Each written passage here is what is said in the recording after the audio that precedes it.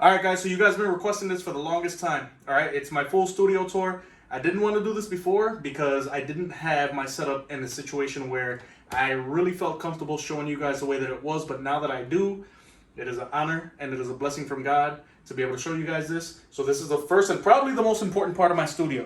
Okay, this is a present from my brother-in-law many years ago. I want you to read this carefully, okay? Keep out. Gamer at play. Battling enemies, defeating end bosses, smashing cars, mastering moves, blowing stuff up. Do not disturb. Leave food and drinks at the door. Enter at your own risk. This bottom part especially is for my kids and my wife. All right? So you got your warning. Let's get into it.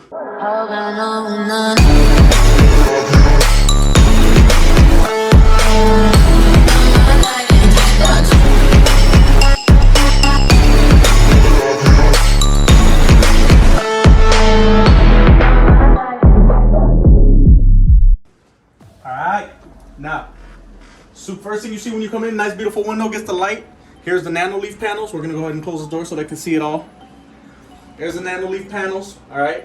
I don't know, I got like, I think 30. I'm not gonna count them, you guys see them. Here is my left and right surround sound speaker, guys. Back left, back right. Here's the other two speakers and the center speaker. That is all connected down here, which is the Logitech Z906 surround sound system. Secondary sound system that I have is right here, the Logitech G506 gaming speaker system. They put gaming on everything. This right here is the Galaxy Tab A. It's just for whatever random. It is on top of a like $12 Amazon tablet stand. The Creative Sound Blaster Sound Deck. It is great for amplifying your sound, but actually adding a little bit of juice to what you're already hearing. This is the Elgato Soundwave 3. Now, the reason that I have this is because sometimes I will want to separate the mic that I'm using for in-game chat and what I'm using for a stream or Discord or whatever. So it's great to have a secondary mic. So I'll use this a lot of times, not even too often, but I use it for my podcast or whatever. It's a great mic, has great inbuilt software. But this is my primary mic, which is the Audio-Technica AT2020 condenser mic. It is an XLR mic. Okay, and it's connected to the Go XLR sound mixer, okay? And the reason it's back here, guys, is because I control everything on the sound mixer with my Stream Deck. So this is obviously the heart of my sound, but again, I don't really have to mess with the gender, the echo, the reverb, anything like that, because I control it through my Stream Deck. Speaking of Stream Decks, this is the Stream Deck that I use on a gaming PC. So up here, this is where I control the Go XLR profiles, guys. This is where I launch Streamlabs. This is how I switch to my sound devices. These are the controls I use for Spotify. Record button for Streamlabs. Open up my quick YouTube studio. This is where I control all the lighting from my Elgato ring light to the nano leaf panels. This is for my quick messages or my tags when I'm uploading YouTube videos. This is for my YouTube messages, and this is a button that I really haven't used. But I'm going to reassign. Right now it's assigned to a random soundboard. This Stream Deck, this is what makes most of the magic happen during the stream, which you guys see. Down here is, again, for Streamlabs. This is where to start and stop streaming. These are for all my scenes all the way up into here. These buttons right here is what I push when you guys see the instant replays. The only difference is which scene it will leave me off on when the instant replay is finished, and then it will also record my instant TikTok videos after I finish pushing it. This is for OBS Studio recording. These are for different YouTube actions. This is the replay buffer. Copy, paste, open up my stream resources where I keep a lot of stuff that's essential to my stream. And this is all messaging for the in-game. For the Stream Deck Mini, right here, this is when I do my Bible verse study videos. That's a multi-action. This is a second scene, third scene, and this is the end action. This is for my first scene, basically the only scene I'll use when I'm doing the GOAT replays and win replay videos. And this is actually the multi-action that captures the entire replay video. I do no video editing. Streamlabs does that all by itself. Right over here is the ROCCAT VULCAN TKL mechanical switch keyboard. That is a keyboard that I use for my recording PC. This is the Logitech G502 wired edition, also for the gaming recording PC rather. This is the Logitech G903. It's a wireless mouse. It's a gaming mouse, but it's not really my style as far as like the shape. So I just use it for the streaming PC. This keyboard over here is a clone of the other keyboard I just showed you. It's the ROCCAT VULCAN, but that one's connected to the streaming PC.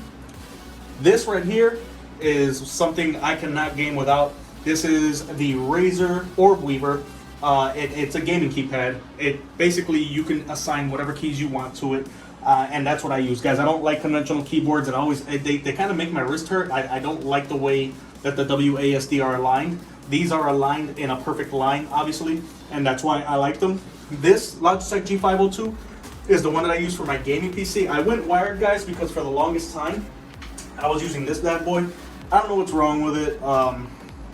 Sometimes it doesn't charge. Even if it does charge, Logitech G Hub doesn't communicate with it properly. I don't know, it might be a rip for this guy. I'm not really sure what I'm gonna do with it, but I haven't been using it for a few weeks now, so we'll see what happens. I don't know. This right here is a SteelSeries RGB extended mouse mat. This little mouse mat right here is not really extended, it's just kind of a wide mouse mat. I only use it for the recording and streaming PC because I don't need anything. All I need is, you know, a little bit of space for these two mats. This is like $5 at Micro Center. This is the keyboard for the gaming PC, which is the Logitech G815, guys, okay? Now, something I forgot to mention earlier, these arms right here, so the arm that has my main mic, which is attached to my sound mixer, this is a SAMSON microphone boom arm. It is the 48-inch version, and then the Wavelength 3 is on a Samsung. It's the same arm, but it's the 28-inch version. Okay, guys, so I'm gonna include links for all of this stuff down below. It's probably gonna take me hours to get it all together, but I know it's worth it if you guys are interested in it. These up here are just old, somewhat retired gaming headsets. That's the Corsair Void Pro. That is the Logitech G933 Wireless Artemis Snow White Edition. Right over here, guys, is the ring light. The reason I have the ring light there is because a lot of times when I need light, it'll look too dark. So what I like is that if I turn this ring light on, it provides enough light on me so that it balances out with the light behind me from the light from the ceiling fan or whatever the case may be, but also it provides enough light from my other camera. Inside this is a Logitech Brio, okay? It's a 4K webcam. Down here also is a Logitech Brio. Over here on the side is a Logitech C920, and all of these are on Neewer microphone boom arms. All I did was I got a couple of adapters, webcam adapters to boom arm. They're very easy to find, guys. If you want me to include the links for that, let me know. So they're all there. That's how I'm able to get all of those angles. I have something similar going on over here. And then I got these adapters from Amazon, and I just put the webcams here so that they're not stuck on the monitors. You're extremely limited on a monitor, right? So not really knowing that they made these things, I started doing a lot of research and found that they made arms. I actually had this camera over there at one point. As you guys can see, I just bought a USB 3.0 extension cord, and I had it all the way behind me, but I wasn't a big fan. And then there was a lot of glare because you only could see behind me, but also the monitors and all the lighting was causing a lot of glare, so it was kind of defeating the purpose. So I brought it over here. This is what you guys really came for. This is the gaming PC. You guys ask me all the time, what are your specs? Here's the specs. This is a Corsair 1000D. That is the case. It has a lot of cool RGB effects. It's not why I got it. I got it because I had a lot of hardware. The more hardware you have, the more heat you generate. The more heat you generate, the more space you need to push that cold air. Okay, guys, now it's a tight fit here. So I got my cameraman here on the side. Here we got 64 gigs of Corsair Vengeance RAM, the white edition, okay? Here is the Lian Li Galahad AIO water cooler, all right? It's a 240 millimeter. Obviously, it's the white edition. All of the fans in the PC are the Lian Li Uni edition, which is UNI, if you guys are interested in those. So we got a bunch of those in here. Here we have a T-Force Delta SSD. It's a 1 terabyte. This is actually rated with a bunch of SSDs that I have in the back, so for a total of like 3 terabytes of SSD storage pool. Okay, here is my boot drive, which is the Western Digital Black. It is a SSD. It is a M.2 SSD, but it's actually a PCI-E. So these are the graphics cards, dual 2080 Ti's and SLI. Here's the SLI bridge. All right, the motherboard is an ASUS TUF X299 Mark 1. And the heart of the system is a Core i9 7940X, 14 cores, 28 threads. Okay, guys, so now on the streaming PC, we have it in a MAINGEAR white case. MAINGEAR doesn't make many cases, so if you go ahead and look it up, you'll be able to find this one very quickly. The motherboard is an ASUS Prime Z390. The processor is a Core i9 9900K, 8 core, 16 threads. This is the NZXT Kraken X73 AIO water cooler with the inbuilt LED display panel. We have the GeForce and ASUS, actually, GeForce RTX 2070 Super to do the encoding. We have a bunch of Corsair fans in here doing all the cooling. Dual Elgato 4K 60 Pro Mark IIs. Okay, these you can actually use for more than one thing. One of them gets used for Streamlabs OBS, the other one for OBS Studio. We have 32 gigs of GSKILL Trident RGB RAM clocked at 3200 megahertz. And of course, the most important thing, the cool little plants. Both computers for the Stream PC have a Corsair 1000 watt power supply, as well as the gaming PC has a very similar Corsair 1000 watt fully modular power supply. This is a network attached storage, guys, so all the computers, my kids, my wife, everybody has access to this through the network switch. We have 16 terabytes of storage here. This is where we store our movies and whatnot, Minecraft server, and everybody's able to access it. This is a HD60 Plus. If I want to record something random from my iPad, I'll just use OBS Studio or Streamlabs for it, most likely Streamlabs OBS. This is the Pro Box, where we have a lot of the local storage, but there's 8 hard drives in here, and they're all basically just, think of it as a gigantic external hard drive, except that there's 15 terabytes in here, and this is just purely for the gaming computer where I store all my games and everything. This is the iPad 8th generation attached to the Lightning to HDMI dongle. Those dongles are about 50 bucks, I want to say, and it's running into my recording PC if I want to capture any like Clash Royale gameplay and stuff like that. Down here is the recording PC, guys. In the recording PC, right here, we have a couple of RGB Red Dragon cooling fans attached to a Cooler Master Sidon 240 millimeter unit. The motherboard is an ASUS TUF Mark I, okay? It is the X270 platform. The processor is a 7600K, right? That's a Core i5 quad core processor. The encoder for the entire system is an EVGA GeForce GTX 970 for the Win Edition, all right? And under that, we have another Elgato 4K 60 Pro Mark II, right? And we also have, for our boot drive, just a 240 gig boot drive with 1.5 terabytes of storage for like those YouTube recordings and stuff that you guys enjoy so much. And then we have 16 gigabytes of Ballistics Sport RAM with an additional HD60S for when I do my Bible verse study videos. For the monitors, guys, I don't even think that they make this particular model anymore, but it is still my favorite monitor because it is ridiculously clean. It's crispy. This is the Asus ROG R27G, I want to say. I got it about 4 years ago, still going strong. For the support monitors, this is where I look at the YouTube studio control room on one side and then Spotify and Discord on the other side while I'm playing. These are MSI Optics MAG 241s, MAG 241s, okay? The two support monitors up here are by AOC. They're curved, slightly curved also. They are 1080p, 144 hertz. The monitors on the bottom also are 144 hertz.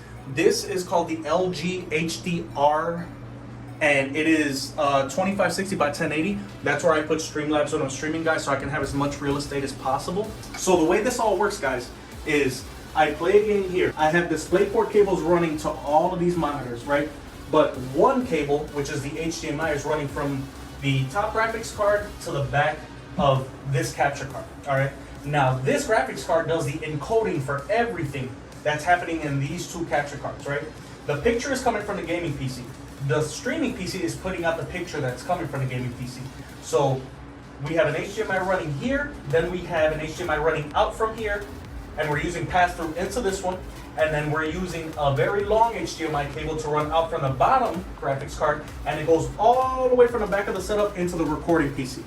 So every computer is actually capturing the same picture, but with different replay buffers, different hotkeys, and different functions, because this computer right here is responsible only for the recordings, right? So what happens is when I hit this key, guess what? It captures the last 5 minutes of gameplay, right? It shuts down all the sound that it's hearing from the mixer. It goes into my intro, records the intro, then it automatically switches scenes to the last 5 minutes of gameplay. Then it automatically switches to my outro. Then it will stop recording and it will turn the sound back up to capture the next 5 minutes or whatever we want to do. That's how I make my gameplay replay videos so quickly. All I do is push one button. As long as you're willing to do the work to create it in the Elgato software, you can do it too. So now as you guys see here, these two monitors are streaming PC. This monitor right here, this is how you guys are interacting with me, okay? This is where we start, this is how we stream, this is what goes on. Here's my social media and all this other stuff. So this is what you guys are seeing. Now, when I push one of these buttons and you guys see the instant replay, this is what happens. OBS Studio is now told later on to look for this. You guys see how I have a different format here? After you guys see the instant replay that I decide should be an instant replay, OBS Studio then picks it up 10 seconds later, records it, okay, in this format, and then plays it with my intro and comes back, and then we're waiting on this standby scene until it gets another clip generated from here. Then it'll get fed back into here and record my TikToks. The computer over here, very similar process, except that it's a different file format because we're uploading that to YouTube and we're not going to do that in portrait mode. A few last minute tidbits. These are War Machine. Do not say they're Iron Man because I will ban you from my channel. This is War Machine, okay? War Machine, War Machine. My brother-in-law bought me this one. These are actually metallic, guys. I don't remember the name of it, but I will actually put it in the description. I will put it as a label if you guys are interested in them. They're not that expensive. And of course, the most important picture in here, my beautiful wife. So other than that, guys, it has been an honor showing you guys my studio. Now do me a favor, get the hell out. Bye. I don't want to see you again. Bye.